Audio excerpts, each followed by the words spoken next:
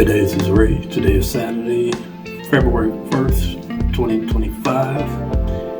And for me, another day of learning and growing. Hope that you, your family, friends, and loved ones are doing well and staying safe. So, yeah, it's already February. It's a new month and a new budget for the month. And I was thinking recently about how my budgeting journey started off. Really, I would say since my mid-20s, I started to keep track of every penny that I was spending. So I knew what my debt was, but I didn't know how to budget. I thought that's what budgeting was.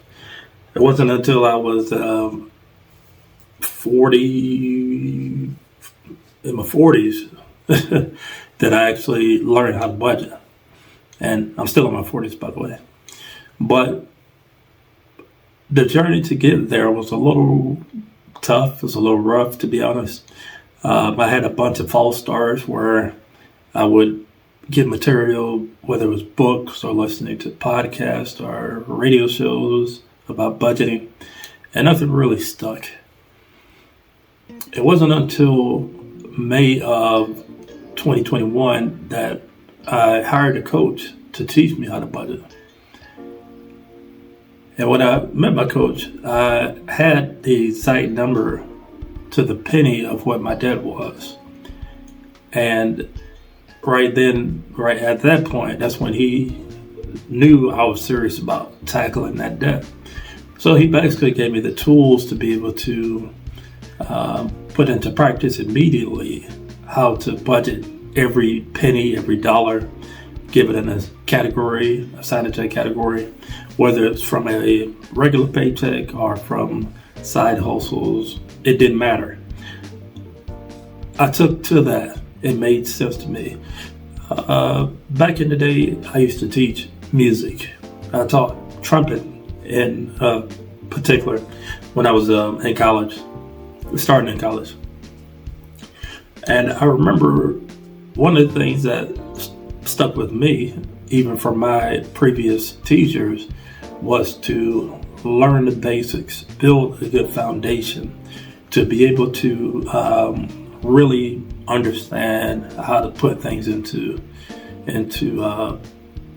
practice. And I would practice hours and hours and hours, a lot of the same things over and over again, scales, chords, listening to music to emulate what I was hearing. And I've taken that approach basically and put it into my budgeting. So to be exact, I've been budgeting now 3 years and 9 months, almost 4 years, be 4 years in May. And I hadn't had any setbacks once I committed to budgeting and sticking to the plan, not deviating, not overspending, not feeling the temptation to go back to the ways where I would get money and I would do the best I could with it. I would spend it, and a lot of times, because I had credit cards, I would overspend, and that's the reason I had $115,000 worth of consumer debt in June 2020. What I want to say to anybody who's starting off, or even if you've been budgeting for a while and you don't quite have it down packed, or you having setbacks, or whatever it may be, don't beat yourself up. Stick to it. Get more disciplined, and really just commit to it.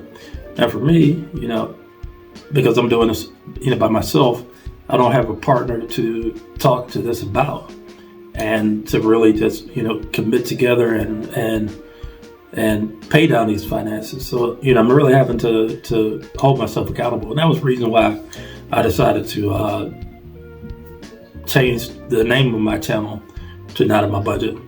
But it was last year, the year before last, that I decided to share my financial journey, and this was my way of being accountable and to show the progress that I'm making towards paying off this debt. It takes patience. I remember when I, first started budgeting, and my goal was to pay off my debt in a year.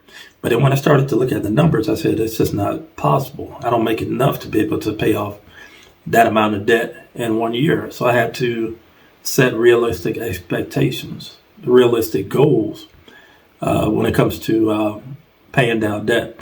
Another thing I had to do was adjust my spending habits. Now, because budgeting brings things into focus, I knew that I only had enough money to be able to, at the time I didn't have the mortgage, but, to pay whatever bills that I had.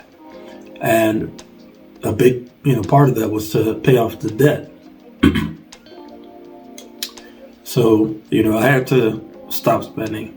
And spending was reined in a lot over the past almost 4 years now because of budgeting, because of the act of budgeting, the practice of budgeting. But for me now, I don't really have to give a lot of thought into budgeting. I get money, I assign it. One of the harder aspects of budgeting is trying to budget for food, with the costs going up. And but I've gotten much better control of that, so that is not a big deal for me. I don't eat out, so that's a huge category that a lot of people struggle with. I cut my own hair, save money that way. I don't buy new clothes, all those things. So my spending habits have completely changed. I track every single expense, which is something I've done, since my mid-20s, like I said before. That may be something that you need to get better at doing.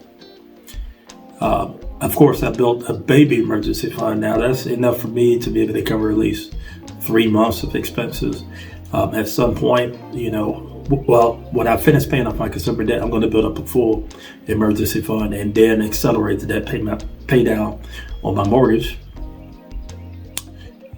Dealing with setbacks. If you do have setbacks, when I said I didn't have setbacks, I had emergencies that I had to deal with that wiped out my emergency fund. But when that happened, I stopped accelerating my debt pay down, and I just focused on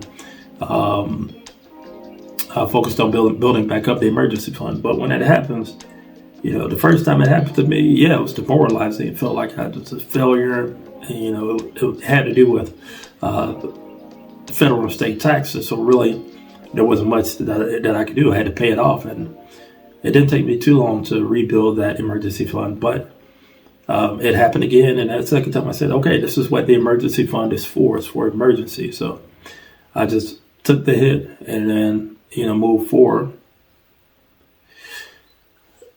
Delayed gratification. So I would love to go to the Montreal Jazz Festival. That's always been a dream of mine to do that. But, because my finances are tight, because my goal is to pay off this debt, that probably won't happen for a few more years from now. But that is a goal. Another thing is furnishing the second bedroom. I've been living here for 3 years, almost 3 years exactly. Last year. So that has to happen, and that's fine. It may happen this year if I'm able to set aside a little bit of money to be able to do that. It's just, part of this journey. And, I don't do impulse buys anymore. That used to be a big thing. I just don't have the temptation for it because I am a strict budgeter, and that's why I hope to share it with you.